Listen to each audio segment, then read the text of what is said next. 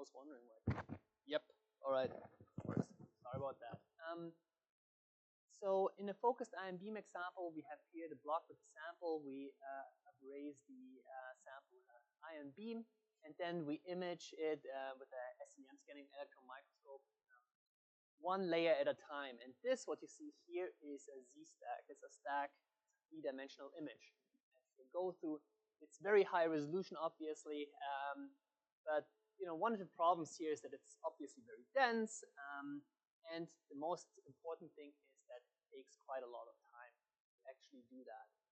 To give you an idea, this is a fly brain. The imaging time, with a massive team takes about 16 months back in the days. Now it's a little bit faster, but to give you an idea, this is a huge effort. And this is only imaging. This is not the analysis. This is not segmentation or anything like that. Now, electron microscopy in the end has a really high resolution. It's the highest resolution that's applicable in our field, at least. However, we cannot really have this potential of molecular information. Not, you don't see, for example, a particular protein is. Everything is just black and white or grayscale. It's very bad at scalability. As you can see, like 16 months for a sample is quite a long time. Now, on the other end is light microscopy. Light microscopy is pretty flexible in terms of what you can image, right? You can image proteins. We have fluorescent proteins. You can use antibodies. You can use nanobodies, aptamers, and all these short peptide tags were also previously shown. And like obviously we can make very colorful images. We can image multiple colors at the same time. So we're not necessarily limited to a grayscale level anymore, but red, green, blue. Red, green, and blue. But you can do more colors than that as well. We can image RNAs, not only proteins, but RNA space as well. We've heard a little bit about the fish, RNA fish. We can also do sequencing-based methods. We can look at lipids, and we can look at saccharides, usually with antibodies. So it's pretty flexible overall, which is fantastic. The main problem in microscopy, however, is the diffraction. Also discussed previously before, because it's a very important point. I'm happy that I have to repeat it. But diffraction limit is basically telling you that you cannot really image something, at least not classically, at a really high resolution. For example, when an emission wavelength of 500 nanometer, which is roughly color here, we can only, with this particular formula that Ernst Abbe developed, you can get about like 100 nanometer resolution. 180 nanometer resolution, which is actually quite a lot already, frankly, but it's really the max. Yes, from Stefan. This actually comes from Stefan Elsner. So I borrowed this one from your former boss. All right. So in a light microscopy case, we have the plus points of retention of molecular information as well as imaging scalability. We can image on space with light microscopy, but the resolutions not that great. So what can we do about increasing resolution? For the Chinese folks here, I'm not sure whether you know this one here. So this was my childhood when I was born in Japan, but moved to Germany pretty quickly. But I can still vividly remember this is Doraemon, and this is his big light, and I'll explain that in a second. But there are two ways how we approach this particular problem. The first way is using actually super resolution microscopy, which gives us obviously higher resolution, and the other one is enlarging the sample. I think enlarging the sample is one of the technologies that you might have not heard about this, so I'm going to explain this in a second. So, expanding a sample, how would you do that, or enlarging a sample? This is expansion microscopy. We call it always XM, but what you do is you embed a sample. In this case, for example, the brain slice. You embed it into a gel, and then pour water on it, and then it expands. So it's basically like what you see in diapers, for example. You have diaper, there's like very specific granules, you put some water on top, and suddenly the granule grows, right? It's very similar to that. A little bit more complicated just by the fact that the tissue itself is, you cannot easily stretch it, right? So I cannot just stretch my arm like 4 times long or something. You have to actually digest the sample and chop it up a little bit, but then, it becomes pretty pretty pliable, and you can extend it in multiple dimensions. So this here and this here is the same sample. This one is unexpanded, this is the expanded sample. And here you can see actually a difference between pre-expansion and post-expansion. Traditional microscopy will give you something like this. This is not super resolution microscopy, it's just normal microscopy in a normal setup. Here we see neurite, and here we see like some postsynaptic and presynaptic density proteins, and everything is a little bit like a fruit salad, a little bit of mess. If we do post-expansion, if we expand the sample, we can use the same microscope, and we'll get an image such as this one. The difference between this one and this one is that this one here is 4.5 times in each dimension, big. Now, to demonstrate that, I actually, like brought a balloon from my home, from my daughter's birthday party. And, like, maybe I can show it to somebody here. So, what is written here? Can you read it? No, you can't read it. This is the correct response. So, I've written something here, right? You cannot read it. And so this is the same in microscopy. Just imagine yourself as a microscope. Now, what I can do, and I think hopefully this audience appreciates that, I can blow it up.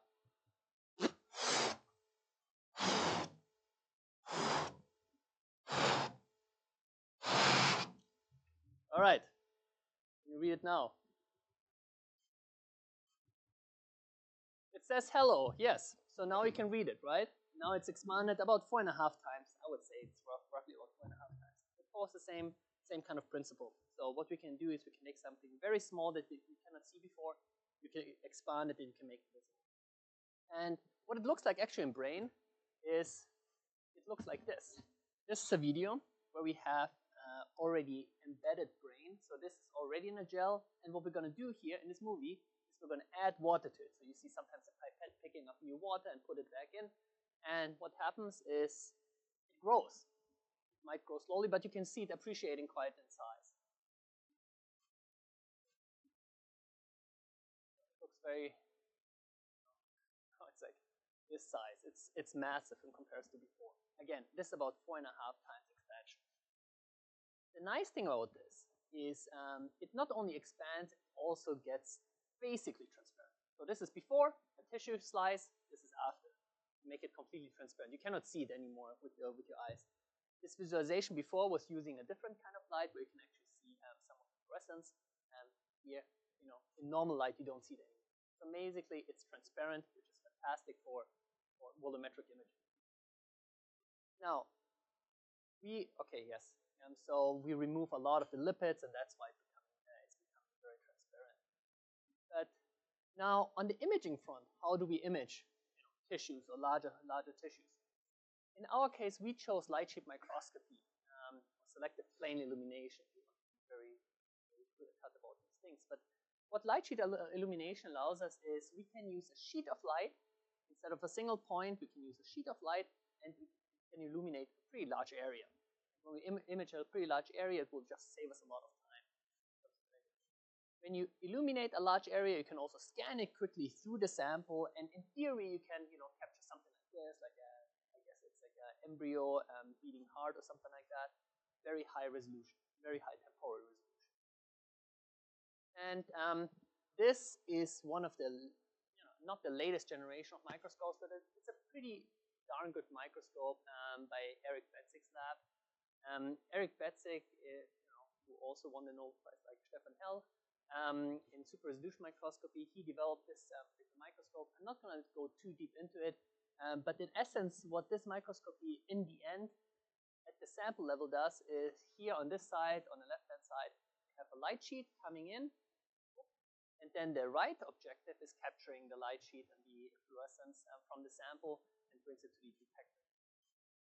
And the reason why this is a pretty darn good microscope is that it has not only like high resolution, it has different other capabilities that we actually are not going to go too much into that because we don't use it, but it has also additional benefit of being extremely fast, and it's very friendly to cells. It doesn't bleach the cells. In this image, it will be a video in a second. Every one of these frames that you see in this video is actually a volume, so it takes a whole 3D volume very quickly.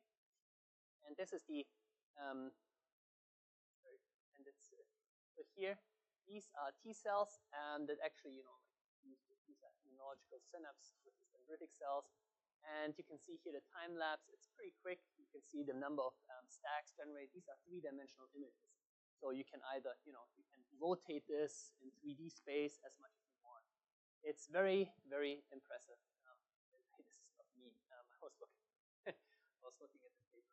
The same last name, but it's not me. Not my brother. So this is it's a very, very powerful microscope. So we thought, hey, why not combine these two methods, right?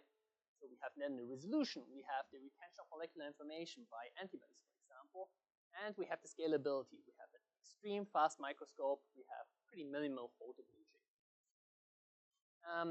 So the reason why I want to combine these is expansion microscopy is great if you want to have relatively high resolution microscopy on fixed samples, but the sample itself are getting 100 times larger in volume.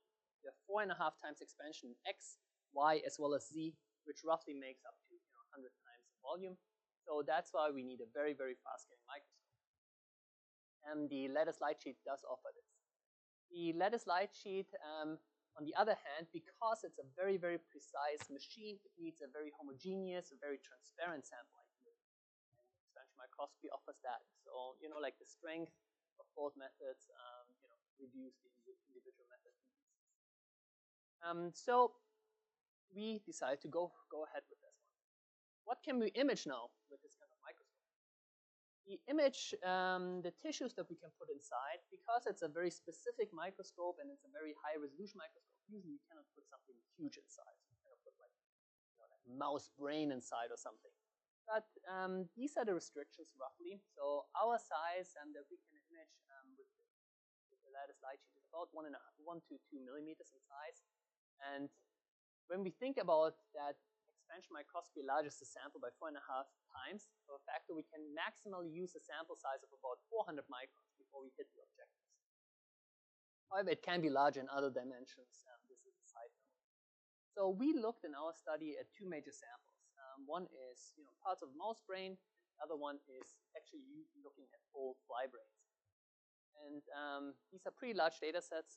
So I mostly show a lot of videos. It will be very relaxing, so enjoy the treats, and it will be a lot of more observational studies, just because we wanted to see what the limit is of our microscope setup, plus the expansion microscopy setup, and whether it's actually useful for a lot of these studies. To give you an idea, this is what a spinning disk microscope would produce in a sample, in a cleared sample. We have here a brain sample. You can see a couple of cell bodies and the neurites here. You can see some of the synapses here, the boutons. The problem is when you image something, because the spinning disk uses quite some high laser, and it will just bleach the sample. So once you start image on top, it looks great, and then it gets dimmer and dimmer because the photo bleaching takes place. Also, it's incredibly slow in practice. So here are some of the data that you see here. It takes about 34 days for a millimeter squared to image. However, if you use lattice light sheet, it's much faster. It's it looks pretty darn good throughout the volume, so there's not much photo bleaching going on, which is exactly what we want because we want to image large volumes and we want to have this signal persisting everywhere.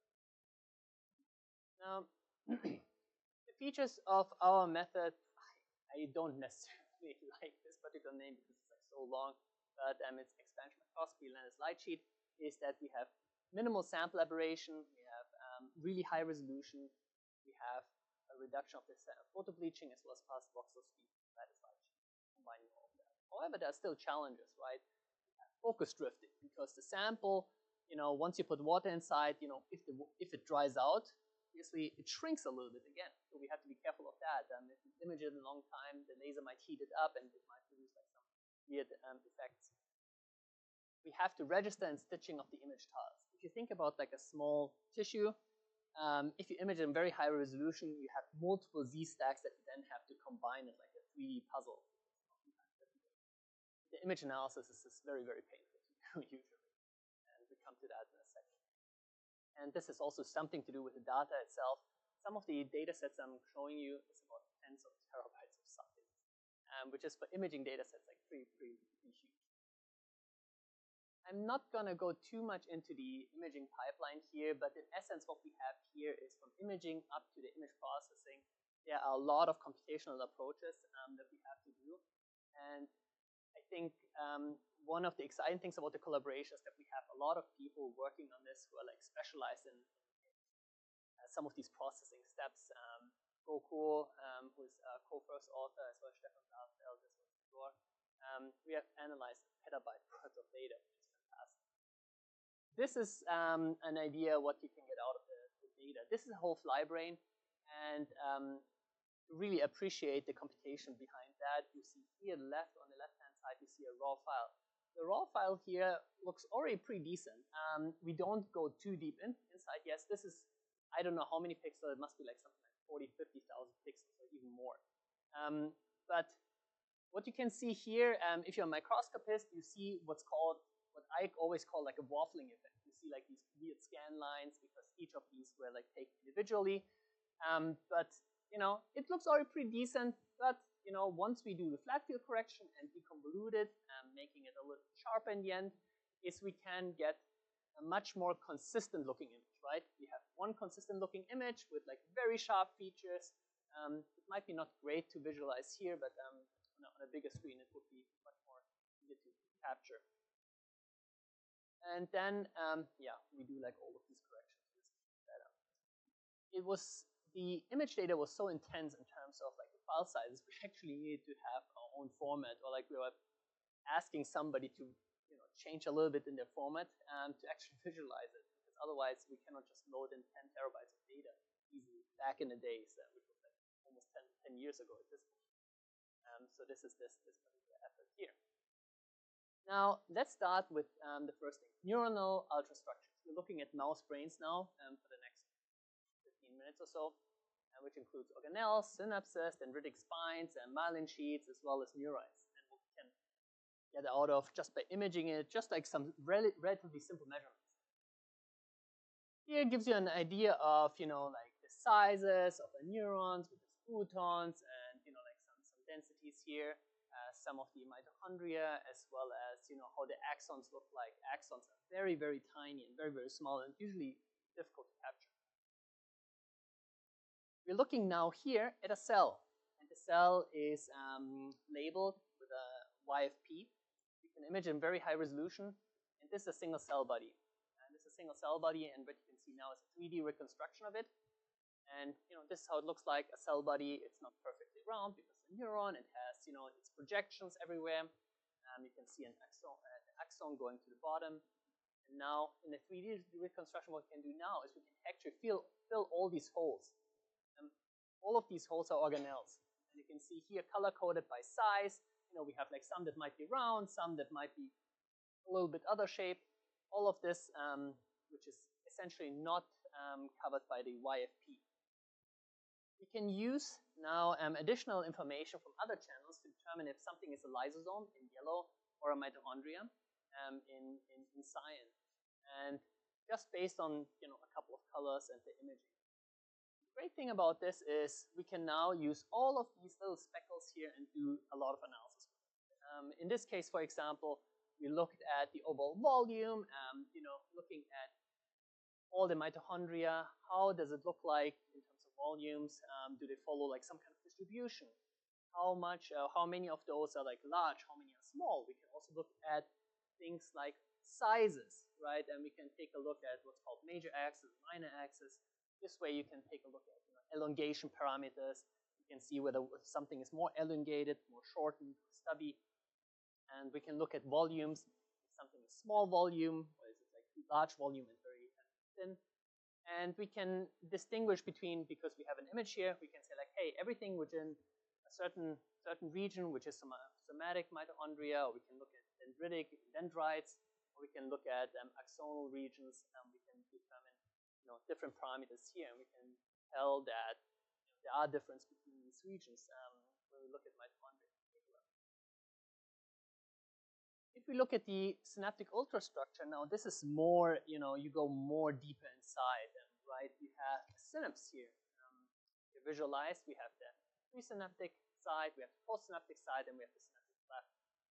We can mark these two, which is the bassoon molecule, which is the presynaptic, and the Shoh M, which is the postsynaptic side, and we can image those in our system, and we'll get something like this. So this is relatively high resolution already. So you can see sometimes pretty well, sometimes not that well. You can see the cyan as well as the blue, multiple areas. You can see them, side by side, and this is exactly what we expect, right? We have a synapse, and they have to be, distance from another because there's a cleft in between. The reason why sometimes it's parallel, sometimes it's not, is because obviously you have a 3D structure, right? So you cannot have them all like lying up perfectly in this image. They're all over the place. Sometimes they're looking like this, and you image it from this side. So it's difficult to capture all of them in parallel. But we have this in 3D, so we can account for that. And this way, what we can do is we can take a look at overall structures of this synapse, and we can take a look at how does the bassoon, the presynaptic side or the postsynaptic side, how elongated is it? Is it shorter or stubbier? A lot of observational studies here.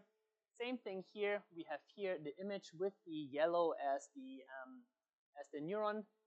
This is a neural cell body. We have a lot of projections, almost like a Christmas tree or something like that. And we can actually take a look whether synapses, like all these synapses that are actually associated with this yellow neuron, if this behaves differently from all the other synapses that we see here that are not associated with that. And we can see slight differences. These slight differences might stem, for example, from the maturation state or from neuronal, substructures as well.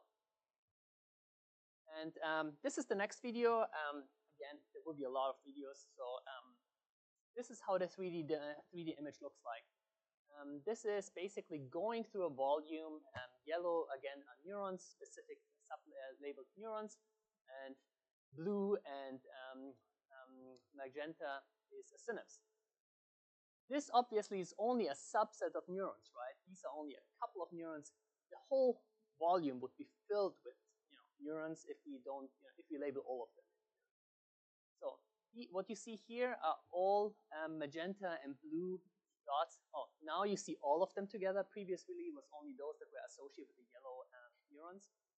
You can see how dense actually, how many synapses there are in like just a tiny piece of tissue. And this goes on a little bit and on, but hopefully you can appreciate the level of resolution where you can actually check, hey, there's like one synapse here, and you can see the synaptic densities very well. You can see how well it overlaps. Let's get now over to this one.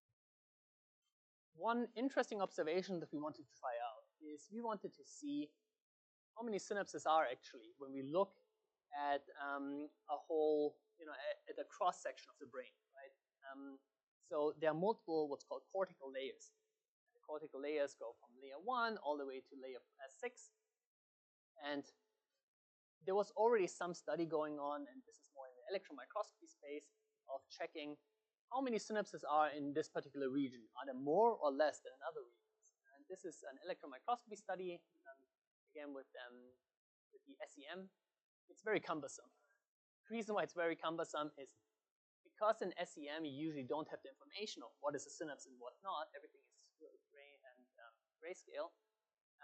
You have to really, if you take a sample, you have to subsample it very, very small areas and do random counting essentially, and do some averaging.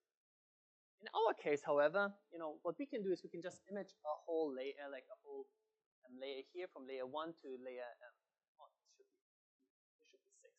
But from the surface of the brain, so basically from here, here you see like the mouse brain, so we image this part here. Very tiny actually. So overall, the volume was about 2 millimeters by 0.3 millimeters by 0.24 or 5 millimeters in Z size. So it's very, very tiny. But we'll get something like this in the end, which is about 13 or 14 terabytes of data, massive data sets. It took about 17 hours to image, which is fairly fast actually, and with an effective resolution of about 30 by 30 nanometers times 50 nanometers, which is tremendously like high for this kind of work.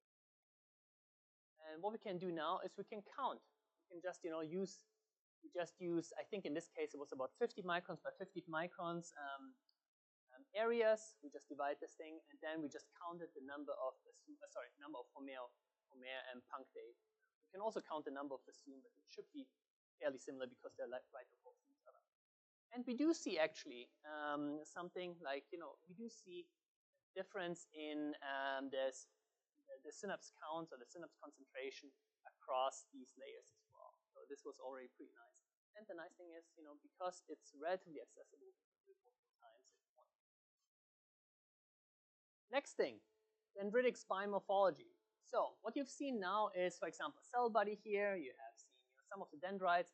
One of the things here is these little spots here. What you see here. These are spines. They look like small protrusions that are popping out, and they will receive a signal from other neurons.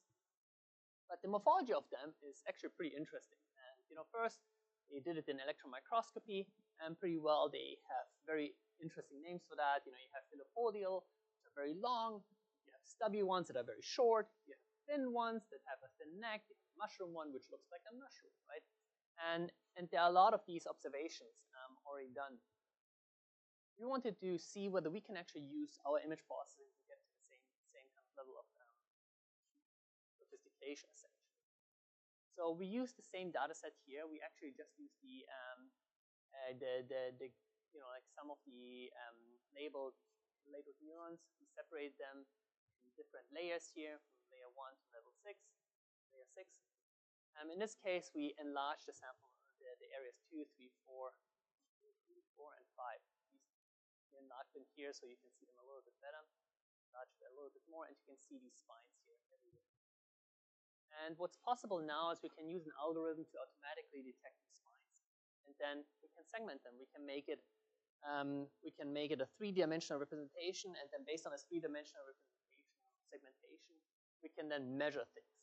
And in this case, we measure the backbone length, so how far like the tip of the synapse is from the base of the dendrite. And we can also, in the y-axis, we look at head diameter. So we have the head, so the top of the mushroom, if you want, and can measure the overall dimensions there. And based on these two parameters, we can then divide them into either stubby form or filopodial form, or whatever form you have. And that's why you see like these different colorations. Interestingly, you do see difference between these different cell layers. It has been well known already.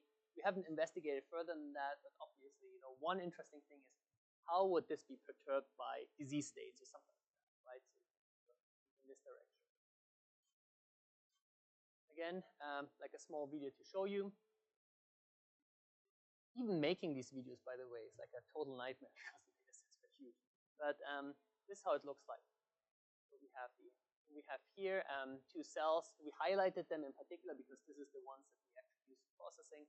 All these little spots left and right, these are all synaptic sites. And everything that you see here are just general synapses. And so this is how it looks like. We can trace them across as well, and we can take a look at all of these synaptic sites now. So every one of these little stubs should have like a like magenta on top of it as well.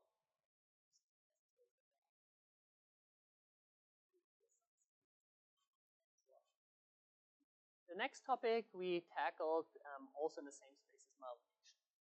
Myelination is important for just the transfer of information, the electric transfer at an axon. With the myelination, it just goes more efficiently, faster. Without myelination, actually, it would be very bad for us. There are diseases specifically about demyelination that can be severely injured. It wouldn't be here without myelination. That's very important. The thought is that we see like these myelination layers, and they form like some kind of like a roll. It looks almost like a pastry, with the axon here in the center and the myelination lipids wrapping around it. And we can also visualize that in pretty high resolution. That's how it looks like. So you see the myelination here. in magenta. Oh, I'm not sure why it has problems with exactly this video, but what it should show you is all of these YFP positive neurons along the axons. You can actually see a nice myelination layer wrapped around it. It's just as like the schematic that we showed earlier. You can see axons covered with this one. And again, because this is covering all the different axons, that's why it's not covering all of the yellow ones, but also many, many more neurons that are here in this particular model. You can analyze this as well. I'm not going to show you that, but in theory, what we can do is we can take a single axon, we can move along the axon, and we can determine at each single position how much myelination is around it, for example.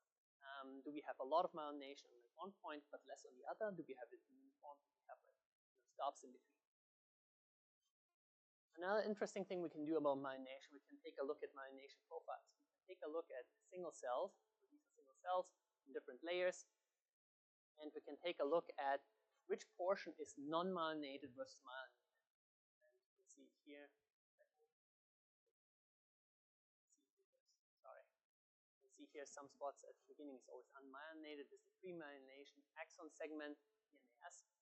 And we can describe this in detail across like both this.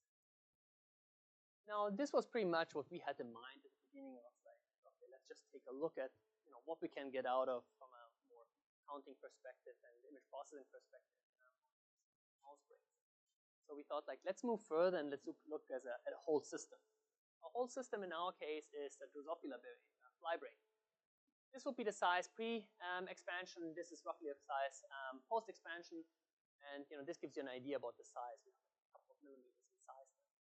After expansion, very large. You can actually see it on your fingertip. It's very, very tiny when it's non-enlarged. You can barely work with it. But here in blue, you see all the dopaminergic neurons. All the dopaminergic neurons are in green. We call them DANs. And then NC82 is also called Hochpilot, but what it means is just all the other synaptic sites in blue. So the DANs are pretty much concentrated in this area here with some. One of the interesting areas that we concentrated on first is what's called the mushroom body. It's the learning and memory center. I'm not going to go through that too much in detail, but it's very well established already. There has been already like EM images here that you see here, and you can reconstruct it in EM as well. It takes a long, long time to reconstruct this in EM. Just because it's a very complex body, so you can see here a lot of neurons are going through this volume. So here you can see it, how it's like internerving neurons. Now, this obviously takes a long time, so we try to just image it with a microscopy. And this is essentially like EM data, PIP-SEM data, and they basically, get this particular subregion of the mushroom body, which is our P subregion. We can actually look at the result of our expansion microscopy lattice light sheet approach, and we see very similar results. And obviously, in our case, we can only re-image it within like maybe a couple of hours, even less so. We can only concentrate in this area. This takes a lot longer. Plus, we can here label it as well. So we can take a look at synaptic information that's not easily accessible here, for example. So there are a lot of these efficiency wins we can do with this microscope. The first one was like 5 weeks, and this one took like about 20 minutes. Another big video, but this is one of the data sets that we got. This is a full mouse brain, fully imaged, about 10 to 15 terabytes of data or so. Everything you see here, I think it's a 3 color, yes. You see here these different areas, everything that you see here, like fake color coded, are different anatomical areas of the mouse fiber. So we can go pretty much high detail, we can reconstruct it. This is pretty much the whole picture. Now I think it's splitting up into multiple different areas that we can go. But I think you would appreciate it more once you go to the paper and download the videos and look at it full screen. I think it's pretty impressive. still see these are different areas, subregions, and the nice thing about this is we can literally trace some of these like pretty precisely from one place and in the image brain all across space. This took about 2.5 days of imaging.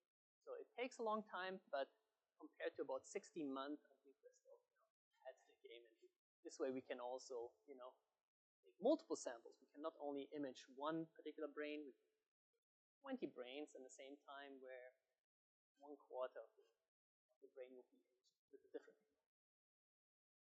Now we can take a look at synaptic sites for these particular dopaminergic neurons, and we can see like distribution, something what we have seen before already in light microscopy and electron microscopy. But we can reproduce some of these data, or we can have specifically looking at the mushroom bodies where these dopaminergic neurons are really well connected to the synapses. We can do what's, I think, the holy grail of microscopy or like brain imaging. At least back in the days, it was the holy grail. It's called connectomics. Connectomics is the tracing of each individual neuron across the whole brain, and mapping the whole connectome, or like the whole network. Now, what we could do is we could actually look at this particular axon bundle here. This is the highest resolution microscopy that was available to us, which is the Eriscan, and this is when we use X-ray microscopy. Here you can basically see the cell boundaries. Here you can it's almost good enough to trace it by hand. This almost looks like electron microscopy. So it's now possible with this particular technology. In this case, it's very sparsely labeled, but it's still possible then to actually trace everything together and put this will be all of this, trace it throughout the whole volume. Here, in this case, we're looking at the olfactory projection neurons. Very, very interesting. It's only, I believe, 3 neurons here, and that's being the axis that's being shown here. We zoom in a little bit to give you an idea how it looks like morphologically. But now you can see here how it's being split up into 1, 2, 3 axons that are pretty close to each other, but then they form these boutons here, and these form the synapses to other neurons, and then it goes further. Now, the different colors color essentially different axons, so you can see split it up very nicely. We can separate them, and we can then take a look at individual boutons, and we can really go more into detail about what are the shapes of them. Do they actually across animals vary a lot? And I spoil it, but yes, they do actually. Then we can also see, like we can segment it all the way to here, where they even like innerving neurons, and they're like all clustered together. So this is the amount of resolution that we can get out of this. The nice thing is, because we have a very fast technology, or like fast way of imaging in a very high resolution, we imaged 5 different animals, and we looked at exactly the same area. We took a look at these different boutons, and we can measure them, count them. In this case, we count, and we can count how many are in the CA region, how many are in different regions. And the funny thing is, like, all of the 5 animals are different, so as kind of expected. But there's also a cautionary tale, because if you think about connectomics as a field, even if you do connectomics, for example, in mouse or in fly brain, it might look completely different from mouse to mouse or fly brain to fly brain. So doing, I guess, multiple measurements is always like a must.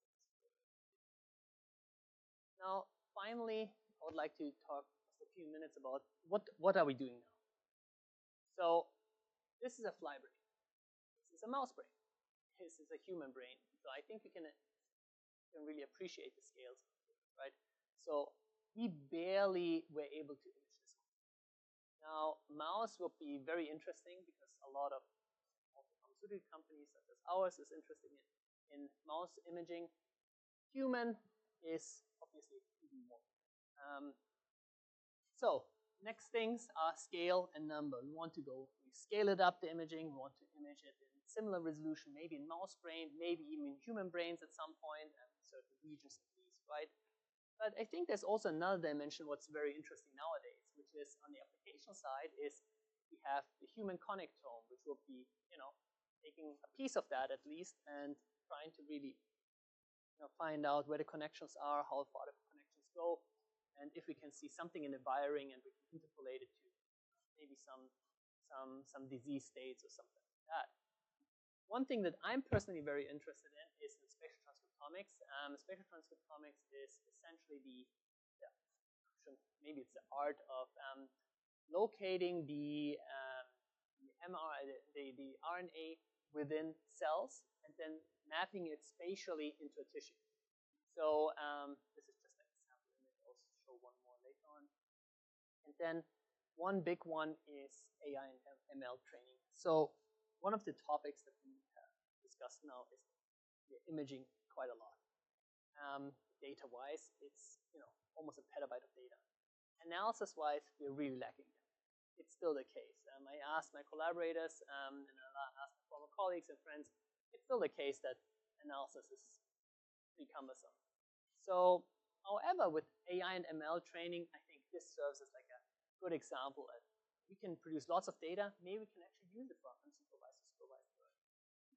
Cell Observatory being one of the initiatives that's been initiated by Eric Betzig, as well as Gokul, the two of the co-authors as well. So one of the cool things in the imaging domain is that there are a lot of now imaging support technologies that use imaging as a base. One of them is what I talked before, which is sequencing, RNA sequencing, single cell sequencing with imaging and spatial transcriptomics. We have optical Boole screens, imaging mass cytometry, and imaging flow cytometry. It doesn't necessarily mean anything to you, but all of these technologies are more and more being developed and really now forefront of some of the development in the space, technology and science. And one of them I would like to highlight in particular sequencing and imaging, which is spatial transcriptomics, where we can leverage both the sequencing portion, which gives us a really high dimensional data set, very vast, and usually it's not necessarily hypothesis driven, but you can use it to holistically look at the system. We can use the benefits of a microscope, protein detection system to look at morphologies like we did before, look at tissues, and we combine both of them together, and you'll get something like this. This is an image of a mouse brain. All the dots that you see here are actually amyloid plaques. So this is a mouse model for Alzheimer's, actually. And what you can do now is you can run spatial transcriptomics. You can take a look at the RNA content, for example. And this is an RNA content. You can see by the coloration how much RNA is at these particular spots. And each one of these spots, for example, has 14,000 different RNAs that might contribute to that. So it's a pretty vast data set. And this is one of the things I'm doing now at Pfizer. I'm very interested in doing this and developing this further. And with that, and we can do like all kinds of really interesting analysis options with that. This is like a technology an algorithm to detect similar neighborhoods. And this is unsupervised. It can detect just by RNA content. It can detect these neighborhoods, which pretty close to what you would expect actually for anatomical segmentation. So this is something that we are trying to do. In the spatial transcriptomics field, there are two more I would like to highlight. These both are also from my co-author, Ray Xuan, who is having his own lab. Unfortunately, he couldn't come here today. He's actually Chinese. He would have loved it, but just had a kid, so congratulations if he currently watches me. One is the expansion as well as fish. This is a little bit an older paper, but here is we're using expansion to really free up the cell a little bit, because you can imagine each one of these spots is RNA. And if you don't expand it, everything will be just like very cramped together, and it's very difficult to distinguish these spots. Expansion really helps you to decrowd everything, which is a very, very important thing in this particular field, the bottleneck. And something that Ray Xuan really brought forward is this gel-assisted mass spec imaging. So now we can use proteins. We can take a look at proteins, but if we want to have the full proteome, almost all the proteins, we can use now mass spec imaging in addition to imaging prior or all kinds of other kinds of technologies. We can then use a mass spec in the end where we extract the proteins, we shoot it out with a laser, and then put it in the mass spec, which is very exciting. So the summary, we use the combination of expansion microscopy as well as lattice light sheet, really do scalable nanoscopic imaging. The image processing was a total nightmare. It was very, very rough and very, very hard. And it's not thanks to me, but thanks to people who have done that, actually. But we could reconstruct and we could really measure a lot of these fairly straightforward, I would say, endpoints, and hopefully we can translate this to more complex endpoints these days, hopefully. And then, yeah, and hopefully this kind of technologies will be then brought forward to use it from other technologies that are adjacent to imaging, such as spatial transcriptomics or proteomics. And this way we can characterize tissues, cells, multiple functional, either difference or perturbations if you want. And this is obviously highly beneficial for like AI and ML data. We have a lot of data. I think I have one more slide. Oh yeah, okay. So I just wanted to put here like a couple of the images, from my time. It was pretty amazing. And since we have like a couple of students here, you should enjoy the time, the poster time in particular, because like the last time before reality hits and you have to either form a lab or you have to go to work or you have to go to whatever. So there was a lot of free time. I wouldn't call it free time during that time, but it was a lot of fun. These are the three main authors. This is Eric. I'm holding my daughter back when she was born. Now she's 8 years old, to give you an idea. And how old is this? And yeah, this was us in the lab here with like laser safety goggles, playing ping pong. Which one is here? And this was really an exciting time. I kind of miss it. It's really, really interesting science. Lots of collaborators. That acknowledge everyone here on the slide, all the co-authors. I think the co-author list is about like 30 people, so it was a massive paper and massive undertaking, but we're very happy. Yeah, with that, thank you so much.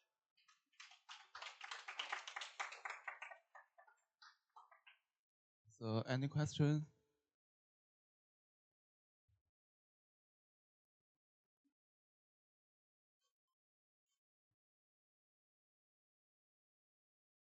How much you can disclose.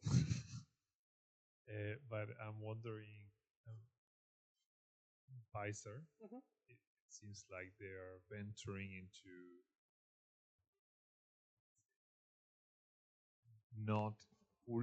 this is not fully established, right?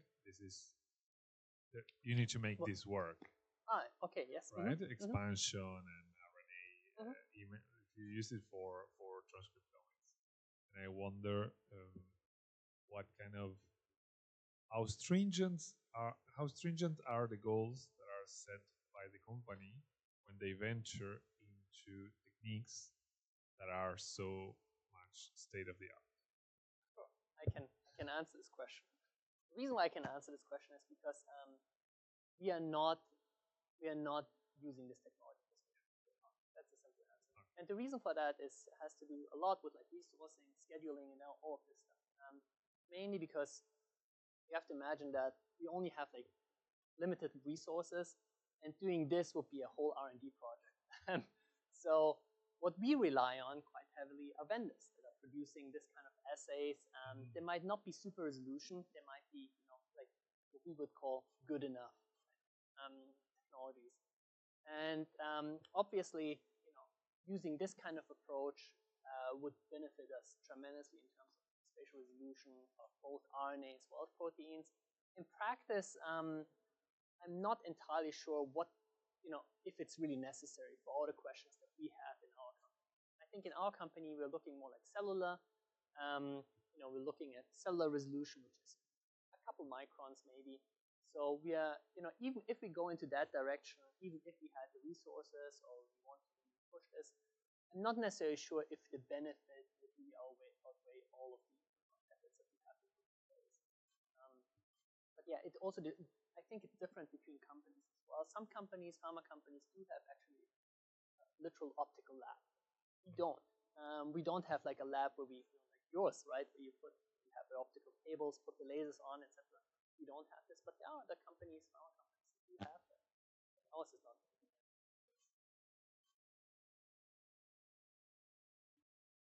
Still a lot of sweets left, so please. Yeah. For those who joined a little bit later. It's very good. Okay, any more questions?